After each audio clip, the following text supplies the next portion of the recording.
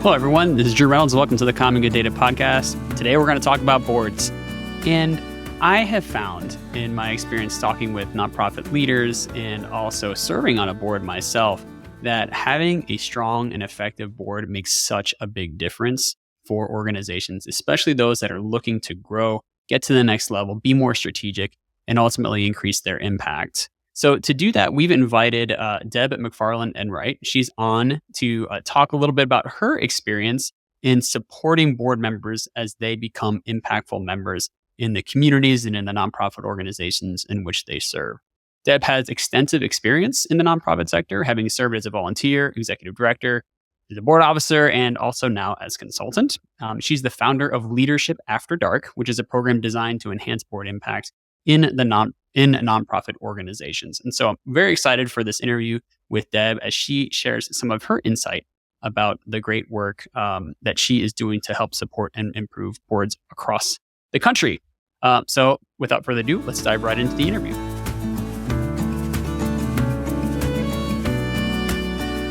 Deb Macfarlan Enright, welcome to the show. Thank you, Drew. It's great to see both you and Roger. Thanks for having me on. Yeah, thank you. I'm excited that we have Charlotte, Atlanta, and Nashville all represented on the podcast today. So we're doing a real tour of cities in the Southeast. So let's dive right in. You do lots of work in supporting nonprofit boards. And I know when I talk to nonprofit leaders that one of the continuing challenges I hear is around recruitment. So, what are some strategies that you've been using to help people recruit excellent board members? Well, let's look at it from a couple different lenses. Okay, so from the organization's lens, they need to understand that their board seats are priceless and need to be strategic on who's going to occupy those seats. So according to their strategic plan and where they find themselves headed, they need to think about what they need around that table, if you will.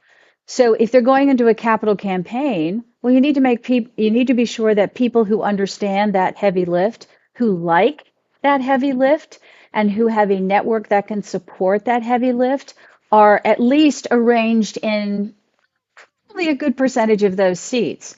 If you're going to be replicating a program, or you're going to be expanding staff, or you're going to be expanding programming, then you need to think about having some folks who are very adept in the human resources area. If you're moving into perhaps a new program that may include partnerships with folks that then require some more legal foundings in terms of how that partnership is going to be formed, then you need to have some legal folks around. So understanding kind of what expertise and experience you need to lean into that is not currently on your staff or would be strengthened by having folks on the board, that's the first thing.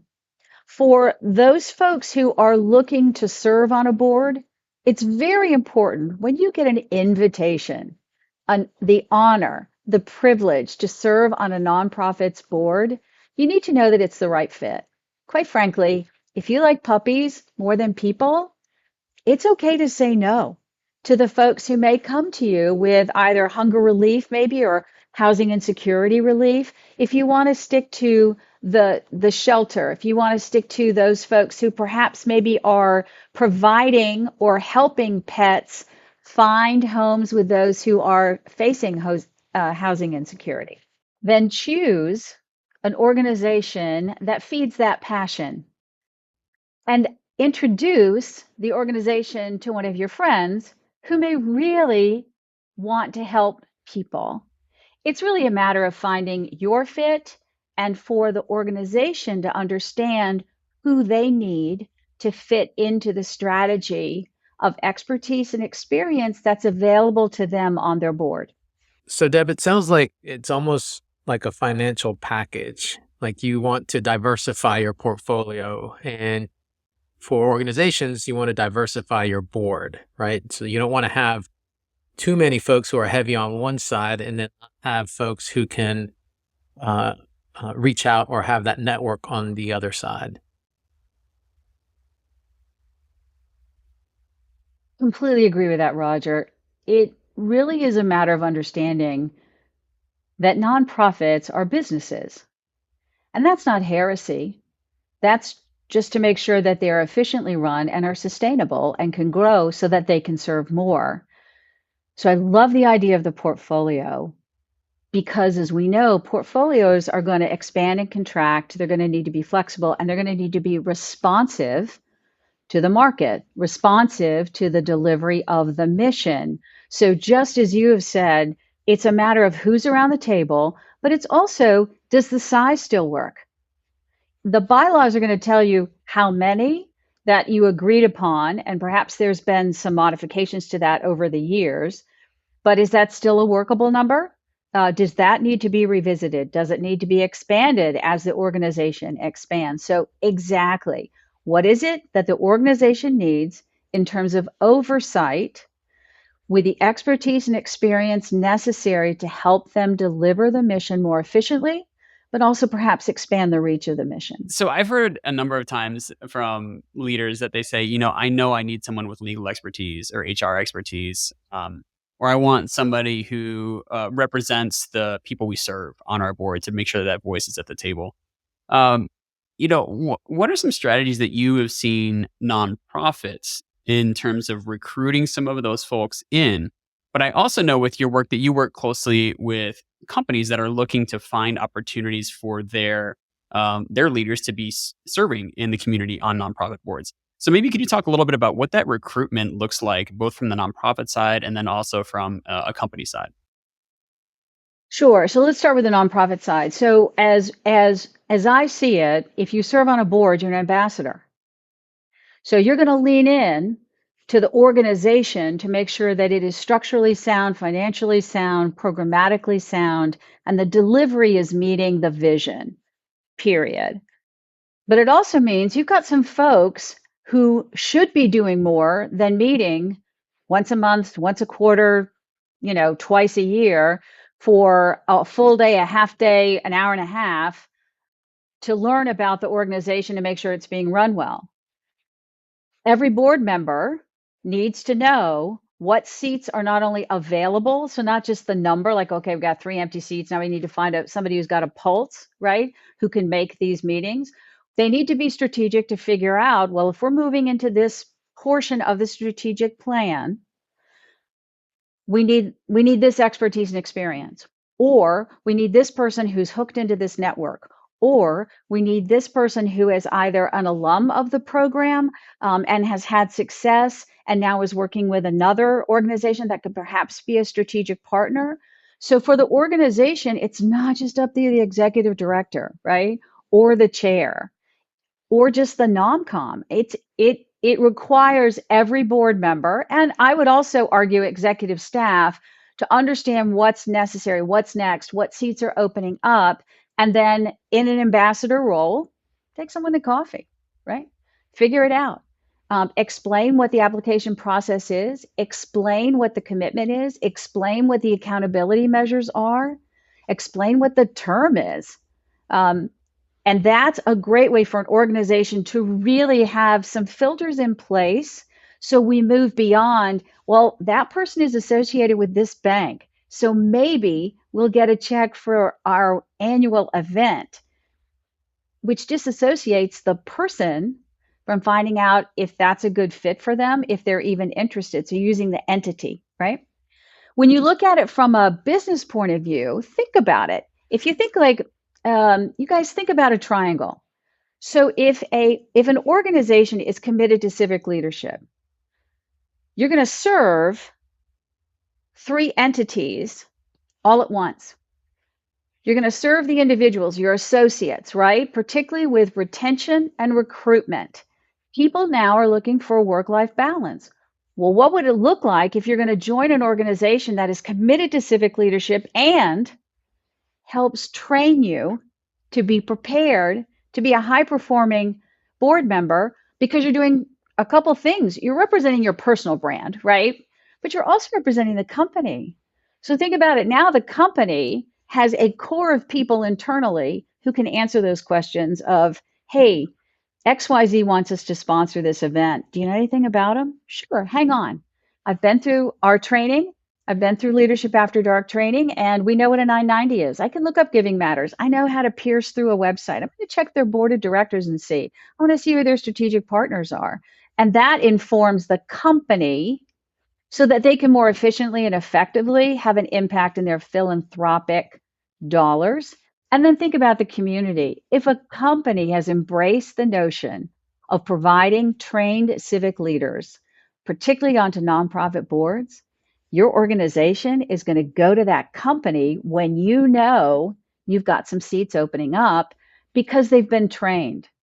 They've been trained to be a board member. You can supply the secret sauce for your organization, but you know that person day one is going to understand what the responsibilities are that are overarching, right? What it means to serve on a board, that it really matters that you show up, that it matters that you prepare, that there is perhaps a launch into leadership. And there are some fiduciary things you've got to be aware of. How nice for somebody to start and be active their first day versus waiting what we know from our research in a 3-year term. Some folks will wait up to 18 months to truly get involved because they're not quite sure. Oh my, that breaks my heart for the organization, for the delivery of the mission, but for that person who obviously is a leader or is working to become a leader. I love the concept, the triangle that you just mentioned, right? So there's a reciprocity in triangles, yeah. So you give and you receive, and then you look for other avenues to replicate that, right? So you give and you receive, and so in a triangle, everybody's doing the same thing. You're giving and you're receiving, and it's a cycle. It's fluid, yeah. And I started thinking about, Drew knows my passion for soccer. I started thinking about triangles in soccer is really important. Like everywhere you look as a player, you should find a triangle. You should be in a position where there's a triangle present. Thanks for using soccer, or football, as we call it in our house, with two kids who went through travel soccer, one being a goalie, and hearing about triangles in space. Yeah, absolutely. It is important for us to understand that serving on a board, as I've said before, it's an honor and it's a privilege, not just in terms of serving the organization and making the world better, but you meet some of the greatest people that you would never have met before. You get to certainly show your expertise and experience, but you're going to learn stuff. And if you are strategic in your membership on the board, you might pick up some stuff you never would have had the chance to play with, right? It may be that you are a back of the house person and you deal with accounting and IT and it's all data management, right? And it could be that you're like, Dag, I have always wanted to know how marketing works. Here you go. You don't have to be proficient. You can serve on a committee for an event or can serve on the communications committee. Or let's say you really want to expand your network and learn about more people who are in your community. My heavens, working on the nominations committee, that could be an awesome thing just to meet new people. So you're right. I really love that. That triangle, that thinking about the give and get, thinking about the space that's necessary, thinking about receiving as well as aiding. And then if you have to block the shot, you block the shot. That's excellent. I love that y'all have two footballers in your household. That's awesome. So this leads up to the next question here that I have in mind about board membership. And so once individual is on the board, it's really crucial to keep them engaged and interested and involved, right? So can you share some examples of nonprofits that have done this effectively and efficiently? Sure. So I can do it from some kind of 3 lanes, if you will. So one lane is the startup. Now, folks who take on a nonprofit startup are a particularly passionate group of folks because there's a lot of elbow grease that's necessary. So there is one organization called One Wilco. It's here in the Williamson County area that deals with racism and making sure that students of color thrive within the public school system. That board had to form itself, form its bylaws, form its accountability structure, its commitment structure.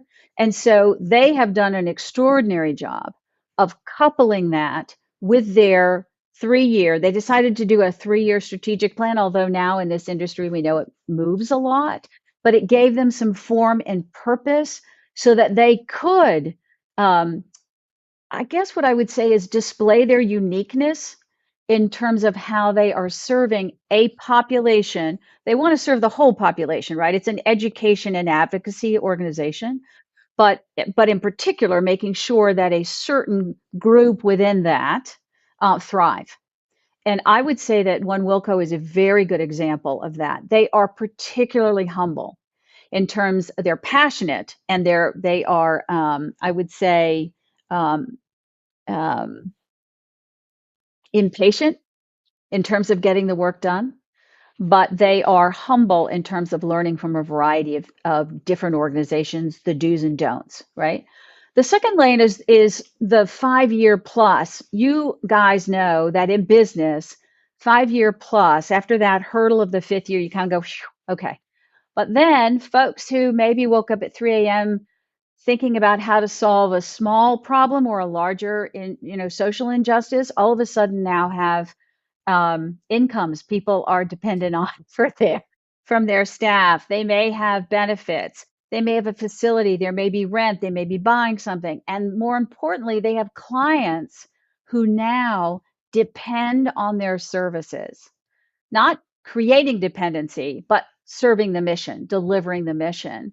And so for that, there is an organization that is more in it's been around a little bit more, but after it hit that 5 year mark, it's one generation away. Again, it's here in this area, one generation away. So now they have been able to expand to 2 other states. Another one that's approaching that 5 year is Day One Early Learning Community. They are in Poughkeepsie, New York, and they've really knocked it out of the park. Their founders were very smart in terms of how they are delivering the mission, but also in the business sense of being in the nonprofit world, to the point where their success now has already caused them to grow to another place. Their board is highly engaged and has national people on it, which obviously helps in a nonprofit. One Generation Away has mostly local people, but these are people who are passionate about relieving hunger and security. The final has to do with legacy. One organization I would lift up is Mending Hearts. Mending Hearts is 20 years old. It was started by a 17-time felon. It started in her home, and now they have 17 properties in what is now not as now, but is the nation's neighborhood in Nashville, which once was a drug-infested neighborhood that the founder of Mending Hearts literally has turned around through just elbow grease, grit, and love. Their board had to mature as it started to not only gain properties, but gain national prominence. And it is a 2 year in-house treatment facility for women suffering from addiction and breaks a variety of cycles. There's no way that the cycles of generational poverty, incarceration, unemployment, addiction, losing your family and trying to regain it could happen without a board that had evolved. So it evolved from we're here to help you, right? Go back to the startup. We're here to help you, whatever you need. We can mop floors, we can get rats out of these old homes, we can make that happen. We'll go help you find people to come, to that 5+ where all of a sudden, oh my gosh, now it's a budget. We got to think about that. We got to keep rehabbing. We got to keep buying new properties. We need to make relationships with the courts. We need to make relationships with other strategic partners.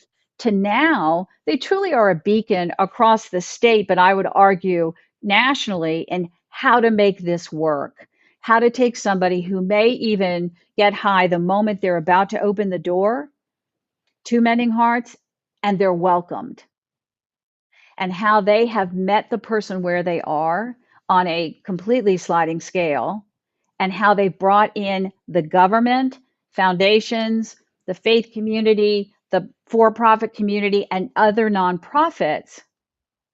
And that had to happen with a more mature board.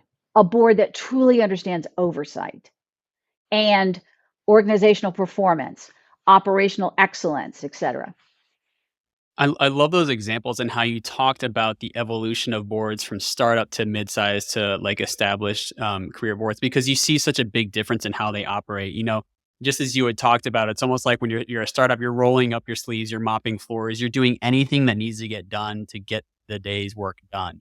And what can happen a lot of times, as I've seen with boards, is as they start to grow and they realize they need to take on more of the strategic, the long term, the relationship kind of building that an organization needs to grow, is kind of pulling them out of those daily management activities and helping them focus more on governance, which can be a real challenge. So that's something you also see with those kind of board evolutions.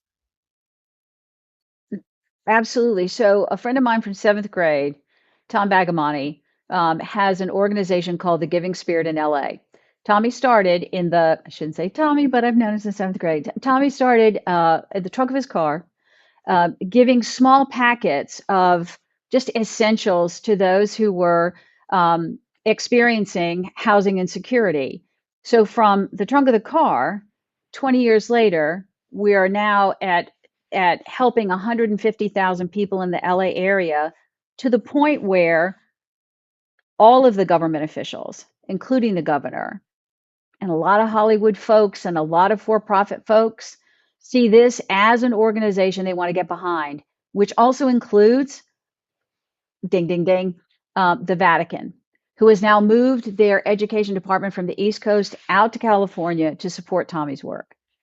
That's incredible. I mean, one other thing that you run a great program called Leadership After Dark, and I'm wondering if you could talk a little bit kind of about what are the key things that you think someone who's new to serving on a board needs to learn quickly so that they can be effective in the first 30, 60, 90 days as a board member.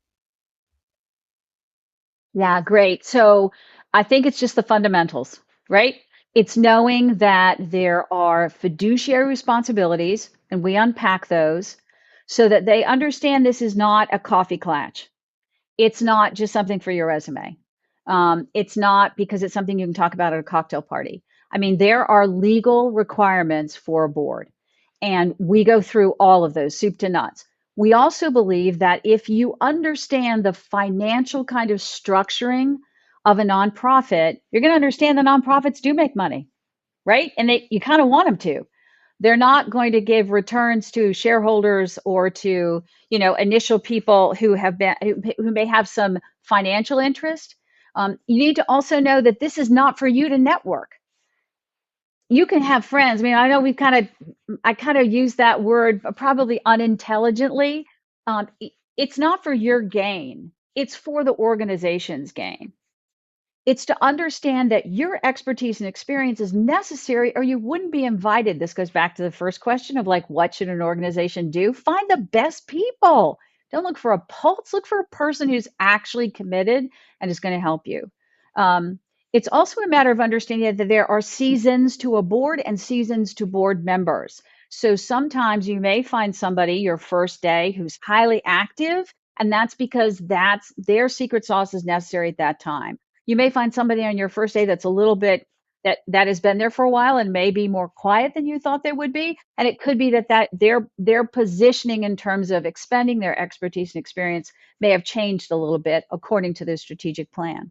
What we want to do and what we make sure after Leadership After Dark, the training is completed, that folks understand, even if it's your first board meeting, your voice matters. Now, that doesn't mean you have to talk the whole time, but you need to be prepared. You and I, all of us know that when a organization puts together the board packets and sends out the board packets, the minimum they are hoping somebody does is open the file and look at the documents, right? What we underscore, beat over the head, make sure they know is it's more than opening the file. You're responsible. These folks are doing all they can in 60 hours in a day. I know those metrics are wrong. To make the world better, the least you can do is be prepared. So we help them understand how to be prepared. We help them understand how to find their fit and how so they can not only choose the organization they want or organizations they're looking at, but then how they're going to leverage it and how they can do on their own accord, find out things about the organization. And so I think for folks, what Leadership After Dark does is in a very concentrated time with a curated curriculum that leans on decades of experience, but also research, we provide folks with a how-to on the first day to become high performing, if I can. So one story we're just kind of thrilled about, I'd love to share. So in an initial cohort we had some folks, it was interesting, the age range 30 to 70. So it's not just emerging leaders, right? It's anybody. But we had two folks who they were gearing up for their first fall meeting on a board. We got feedback from the chair of that board that both of them were asking questions that the executive director and chair had been hoping would be asked for an extended period of time prior to that meeting. That there was energy behind them, that they were humble and asked very good questions, but they leaned in because they had looked at the material because they knew they were supposed to. So that's how we get them ready for day one. Thanks for sharing, Deb. I think it's important for folks to realize, you mentioned earlier, that it is an honor and it's a privilege to be asked to be part of a board. Folks aren't just picking folks out of the air and saying, oh, I like this name, or hey, this person's doing this. There's intentionality behind the possibility of getting somebody on a board. So there should be intentionality from that individual to do their research about the organization, about their mission, about their vision, about their plan, and then figure out, is this going to be a good fit for them and for me? So you're right. It's not just about putting a body, putting a pulse into a seat. So that leads into this next question about accountability, right? So, boards take different approaches to holding themselves accountable. And so how do you recommend nonprofit leaders and their board members to ensure accountability amongst colleagues, especially when times are difficult? That's a great question. So, Roger, what we recommend, and we actually walk the classes through, is the application process that we hope organizations at least use some of. Part of that application process is the understanding, the review of, and the signing of a commitment letter. You could call it what you want. It could be an engagement letter if that feels more comfortable, but a commitment letter that outlines kind of the minimum: show up, right? Rest up, be prepared. But it really outlines in an accountability structure. So for us education people, a rubric of how we will understand what engagement looks like and how we can hold ourselves accountable. So that also serves for first year board members a 6-month, but for all board members an annual conversation. How's it going? Are we having trouble? If there's trouble with folks attending the meetings, is it still a good season, or has something changed? Are you really digging the committees that you're on, or is there something else you might like to try? So then there becomes a conversation about service, and it's not just a task you're ticking off or a meeting you're showing up for. We found the commitment letters are very, very helpful. It also, going back to a question before, it also educates the board as to expectations constantly. And those commitment letters, which are signed by the board member, the chair, and the executive director, serve as a point of celebration, like, congratulations, welcome, we're so glad you're here, but underscores you're here because you were chosen. You're here because we do have expectations on delivery, and you're here because we need you. So our podcast focuses on data and evaluation. And so we always have some type of data or assessment kind of conversation. And I'm curious about what you're seeing nonprofits do with respect to metrics. We always talk about metrics of the organization, impact of the organization. But what do you think are useful either assessment tools or, good metrics or performance measures that evaluate board performance? And what would you want to see if you were asking somebody to say like, "Hey, how's your board doing?" What's something that would be important for you to say, "Hey, I think this is a sense that this board is really having a big impact." I like that. So we could certainly start with a commitment letter, right? That thing that the thing we just talked about, and build out a rubric from that. And you could do it. You could do it on a scale if you wanted to. I would just do a 1 to 5. I wouldn't do a 1 to 10. And so you could really do it more formally. I think that you have to think about the sensibilities of boards, right? That would be somewhat revolutionary, right? For them to think that there's going to be more than a conversation, but you could certainly do that. I think there's a couple big metrics, right? So one would be attendance, right? The other would be what they're bringing. So thing I'm trying to stay away from is how much money did they raise? But you really need to know if the relationship of the board to the organization is give and get, give and get, right? So what are those expectations? Is there a minimal metric? What else? What other strategic partnerships that they're bringing along? How have they moved? If they have moved into leadership, how many terms they may? What does that look like? What does membership look like? Drew, you and I know that if nobody ever cycles off, that becomes a not an invaluable seat. It becomes a seat without value. And if it is somebody who's been there since the beginning, a board needs to think about making an emeriti board, or a alumni board, so that institutional knowledge stays, but the seats aren't taken by folks who can't bring fresh ideas. I'm not saying that folks who've been around for a long time can't. That would make me look bad. But just bring on new people, right? More people, new experiences, more representative of the community you're not only serving, but the community you find yourself in. I think that's very important. So going back to hard and fast metrics, I would set up the commitment letter so that rubric is already created. And then if you wanted to do some kind of numeric scale, you could, but I would have that agreed upon so that people don't feel they're being graded. I'm not sure I would love that. I'm not sure we're there yet in terms of boards.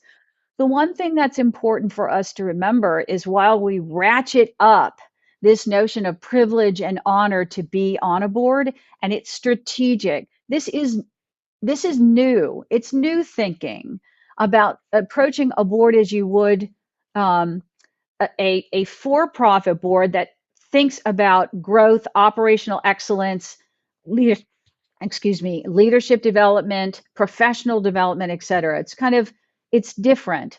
And we want to make sure that in accountability, we're not making it appear to folks who could do good service that it's like a second job. I want that vim and vigor to come into their service, but I would hate for folks to misinterpret what a evaluation could look like. Accountability is key. Intentionality is key. But then also finding the right fit is key as well, not only for the board member, prospective board member, but also for the organization. And I think kind of circles back to one of the points you made earlier, is you just don't want to put a pulse in the seat. You want to make sure that that is somebody who is not only going to bring fresh ideas, but who wants to be there, not because they need to check something off of their personal agenda box. And I think that's important. I love the idea of the alumni board, right? And perhaps maybe even not yet having to be a board, maybe an alumni committee. So these are folks who have served, who have been intentional about their service, but maybe can't serve on a board because of whatever. But then there's this committee. So you have folks who can be part of that committee and sort of be a consultant to the new board. Well, so if it's helpful, so I actually chaired the formation, or I guess the reinvigoration of that at Vassar. So I served on the alumni board for just under 10 years. And then as I rolled off, they either were afraid to let me loose on the street or something, but then they asked me to revitalize what was a great idea. So you guys all know once you served on a board, when you're in it, you're probably the best ambassadors possible, right? Because of all the variety of requirements and hopes for the purpose of serving on a board. So what we did was formalize it, and we even and we structured it for engagement. Um, as well as leaning in on their leadership. So we have a class and club structure, most alumni groups do, that's across the world. And so we ask these people who are high performing board members to lean back into their classes and lean back into their regional clubs to offer support. Like, here's what we've done before, it sort of worked. Here's how you navigate this, here's who you can talk to, here's how we made this work. So it's just kind of it's just somebody who can lean in, right? But not an official role. Very clear about that, to your point. We also granted exclusive access. So we would have, because it's across the world, we would have virtual meetings that would have President Bradley on, or would have a special speaker on, or when one of our board members, current board members, is Chip Reed, who served on ABC, as a network news reporter, including the White House, interviewed an alum. Chip also met with us after, and we had a free range Q&A about his work as well as what we had just heard. We also do something at reunion. So we have now a kind of bridging. So when the board members leave, and they leave in June, it's their final one, and they're feted by the board. They come now to a luncheon. It's now in its fourth year, and it continues to grow, where we're called the 1871 Circle because the Alumni Association started then. The Circle hosts a luncheon that recognizes the retiring board members, welcomes them in, and actually provides a pin that we designed. Think about the Congress and how they wear that pin. It's really for security, but it's also identity, and starts a conversation. So Roger, when they walk along the campus at reunion, people say, well, what is that pin about? You get to talk about leadership. You get to talk about how great it is to see the college through different lenses of the different decades of classes. And you get to talk about what it means on a local to the international level of serving the college. We have found it to be very successful. And we know it will continue to grow. Beautiful. Thanks for sharing that. I was stoked because we got to talk a little bit about football. Yeah. And that's always exciting for me. I'm even more excited because, it's never, when I'm on, it's never a full episode until I ask a pop culture type question. And so we're shifting a little bit here and making it a little bit fun. So because the theme for today was around leadership and development and intentionality, my question is, and I'm steering away, usually I do 80s, 90s, but we're going to go 2000s as well, or whenever, just whenever. What movie, and I'll start us off, right? So what movie comes to mind when you think of leadership and development and strategy? And I'll go first, so I'll let y'all kind of marinate on that and think about it. So I'm going to pick a movie that I watched a number of times. It's actually about football, Football. Remember the Titans. Remember the Titans is a really powerful movie, and it has so many different layers. Ooh. But if we're thinking about leadership, there's leadership on all levels. From the coaching staff, there's leadership, obviously, and development and struggles and challenges. But then also from the player side, there's leadership and development and struggles and strategies. And so when I'm thinking about leadership, Remember the Titan comes to mind because there's so many pivotal scenes. But one of the scenes that I remember is when a player who was a running back decided that he was going to switch over to defense instead of offense. And then the head coach, Denzel Washington's character, decided, like, you know what, if you want to do that, that's fine. But the defense coordinator recognized that this player is going to be an asset and asked him to step up. And the player stepped up in that scene. And it's just a beautiful movie. But I'm thinking of leadership, and there's just leadership on all sides. It doesn't always have to be one-sided. So that's my pick. I get Drew. Is it me? Well, All right. I can go if you need another minute to think, but No, yeah. I'm good. I'm Yeah. good. And actually, I've got to say, Roger, it's going to go way, way, way far back. I don't, these questions are so cool. I enjoy the answers others give. For me, I go completely blank. But just to piggyback off, Remember the Titans. So I grew up in Arlington, so I know that school. I didn't go there. I went to Washington Lee. Woo. But I also know that scene in Alexandria. I can see it happening in that time. And you're right, it is a great movie. And it could be that because you said Remember the Titans, I went immediately to. I mean, this is a ways ago. Probably found it on TCM. What are those, Turner Classic Movies or whatever? And I'll tell you why. It's To Sir with Love. And this is the Sidney Poitier, and he's in it's in a marginalized school, and he kind of turns it around. What I love about that is it shows that leadership has to be distributed and dispersed, and that leaders are not necessarily sure they are until they have to be. And I think that happens on a board. If you find yourself on a board with a lot of either icons or people who have just knocked it out of the park and everybody knows who they are, and you're coming in, you need to know, you have to believe that you are there because you were chosen to be there, and you need to speak up.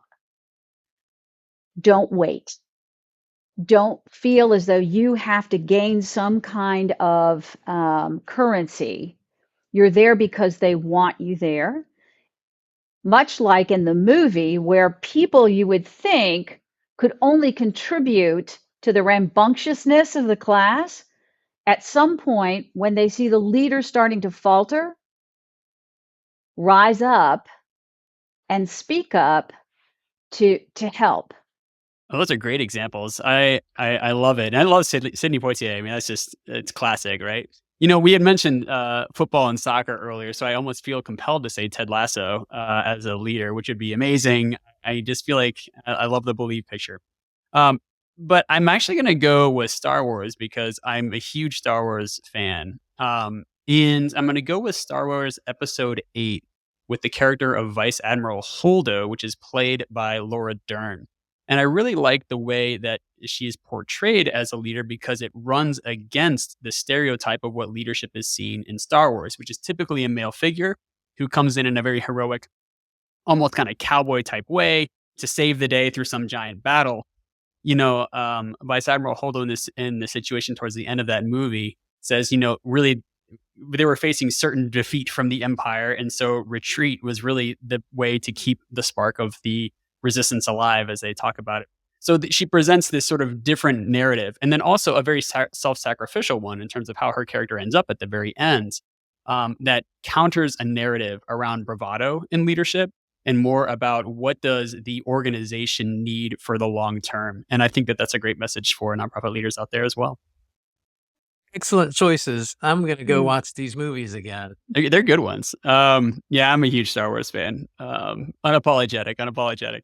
So as we wrap up our podcast episode today, Deb, thank you so much for coming. If people want to learn more about you and Leadership After the Dark, where can they go to find out about you?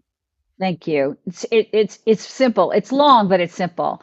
The website is leadershipafterdark.com, and you can check us out on LinkedIn. I think you may have to go to mine, Deborah Macfarlan Enright, to get some of the stuff. But we post things that are small little curations of thoughts to help those who are on boards as well as those who are executive directors. But yeah, leadershipafterdark.com. Wonderful. Well, Deb, thank you so much for joining us again today. Oh, it's been a joy. I'm so glad to see you, Drew, again, and continued success. And Roger, it's been a delight. Thank you so much. And now my mind's going to think about 80s, 90s, 2000 references for the rest of the day. So I appreciate that. Oh, thank you for joining us. We appreciate your time and definitely your the wisdom that you're sharing with leaders out there in the world. So thank you.